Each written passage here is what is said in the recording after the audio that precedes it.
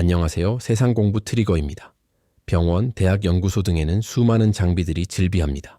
병원의 장비들은 어떤 질병에 걸렸는지를 검사하는 데 필요하고, 대학의 장비들은 자연현상을 과학적으로 설명하기 위해 사용되며, 연구소에 구축된 장비들은 연구에 필요한 요소들을 측정, 관찰하는 데 필요합니다. 장비를 통해 분석된 결과는 신뢰성과 재현성이 무척 중요합니다. 따라서 주기적으로 장비가 정상적이고 정밀하게 작동하는지 점검을 하는데 이 작업을 검정 작업 또는 캘리브레이션이라고 합니다. 국가에서는 공공 데이터를 생산 및 제공하는 연구소나 병원 등의 장비를 의무적으로 캘리브레이션 하도록 법적 근거와 표준을 마련하여 운영 중입니다. 마음도 캘리브레이션이 필요하지 않을까요? 문득 사람들의 관계도 마찬가지라는 생각이 들었습니다. 사람들은 주관적인 마음과 생각을 가지고 있습니다. 이 마음에 표준이 있다면 얼마나 좋을까 생각한 적이 있습니다. 국제 표준을 만들어 공표하고 관리하면 사회적 갈등이 급격하게 줄어들고 법적 분쟁도 확연히 줄어들 테니까요.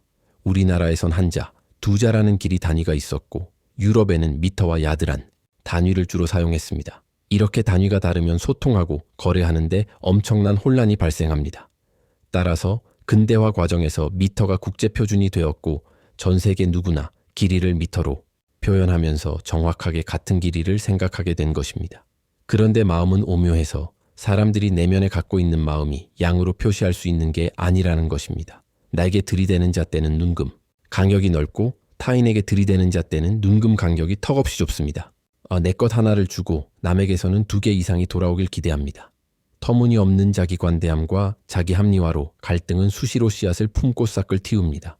아내와 다툰 후배가 차 한잔하면서 하소연을 하는데 자신의 아내가 친정에 하는 것의 절반만이라도 시댁에 했으면 좋겠다고 하더군요. 많은 가정에서 비슷한 경험을 했으리라 생각합니다. 아내가 친정과 시댁에 똑같이 해야 한다고 믿는 순간 갈등은 이미 시작됐다고 보면 틀림없습니다. 남편이 본가와 척에 똑같이 할 수 있다고 믿는 것은 불행의 시작입니다. 물론 척에 아주 잘하는, 시댁에 아주 잘하는 분들이 계십니다. 억지스럽지만 이분들이 평화를 위태롭게 하는 분들이라 생각합니다. 내가 갖고 있는 잣대의 눈금이 평소와 차이가 없는지, 남들과 얼마나 다른지 수시로 관찰하고 캘리브레이션하는 습관을 가져야 합니다. 남편이라면 본가와 처가에 들이대는 잣대의 눈금이 비슷할 수 있도록, 여자는 친정과 시댁에 들이대는 잣대의 눈금이 비슷하도록 항상 조심해야 합니다. 사소한 일들이 쌓여 돌이킬 수 없는 파국으로 치닫는 것이 법원에서 벌어지는 일들입니다. 파국에 도달한 부부들이 그 원인을 성격 차이라고 말하지만 그 궁극적인 원인은 각자 들고 있는 잣대의 눈금이 다르기 때문입니다. 마음에도 정기적인 캘리브레이션이 필요합니다. 캘리브레이션을 어떻게 해야 할까요? 이 법륜 스님께서 하신 말씀이 생각납니다. 입장 바꿔 생각하는 습관을 갖는 겁니다. 친정 부모님이 무릎이나 허리가 아프셔서 고생하고 계시는데 새언니가 생각처럼 잘 모시질 못한다고 불평하는 분께 이런 말을 드리고 싶습니다. 본인은 시댁 부모님이 병환으로 거동이 불편한 상황이라면 새언니보다 더 잘할 수 있어요. 곁에서 모셔주는 것만으로도 고맙게 생각해야 합니다. 누구나 자신이 소유한 잣대가 여러 개라는 것을 잘 인지하지 못합니다. 나 자신을 측정하는 잣대, 가족을 측정하는 잣대, 시댁을 측정하는 잣대, 친정을 측정하는 잣대, 친구를 측정하는 잣대, 타인을 측정하는 잣대, 여러 개의 잣대를 가지고 비슷한 현상에 대해 아주 다른 값을 뇌에 입력합니다. 또 다른 방법은 기대하는 마음을 수시로 관찰하고 비우는 습관을 갖는 것입니다. 아내가 자신이 하지 못한 효도를 대신해 줄 거란 착각을 하지 말아야 합니다. 그건 심각한 어거지입니다. 기대하지 말고 본인이 직접 알아서 실천하면 그만입니다. 길을 걷다 넘어진 아이가 있습니다.